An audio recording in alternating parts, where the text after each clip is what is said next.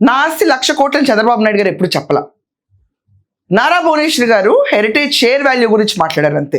నా ఆస్తి 1,00,000 కోట్లు అని చెప్పి జగన్మోహన్ రెడ్డి చెప్పుకోవాలి, మీ బాస్ చెప్పుకోవాలి 1,00,000 కోట్లు అంటే. జనాలు నమ్మేస్తాం మేము జగన్మోహన్ రెడ్డికి 1,00,000 కోట్లు ఉన్నాయని. ఎందుకంటే ఈడీ అటాచ్డ్ 42,000 కోట్లు ఏదో అన్నారు అప్పట్లో విన్నది. ఎప్పుడో క్రీస్తు పూర్వం బండి కేసుకు ఇప్పుడు కూడా బయట తిరుగుతున్నాడు కదా బాబు, అలా ఉంటుంది మరి. 1,00,000 కోట్లు అని చెప్పారా చంద్రబాబు నాయుడు గారు? రెండవది, సరే నీకంటే రిచ్ అనబ్బా, డెఫినెట్లీ హీఈస్ రిచ్ సీఎం, నేనే ఒప్పుకుంటున్నా విషయంలో.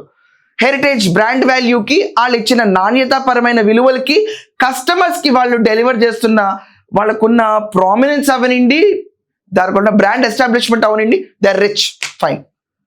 చంద్రబాబు నాయుడు గారు మీరెందుకు కనలేదు? ఆయన ఇష్టమయ్యా. ఇప్పుడు ఏమన్నా అర్జెంట్గా వెళ్ళిపోయి పేరెన్నా నేను 3 కనాలి లేకపోతే 4 కనాలని ఫోర్స్ చేసి కాపురం చేస్తారు కదా, ఎవరితోనూ చేస్తారు ఆ పని. చెప్తారు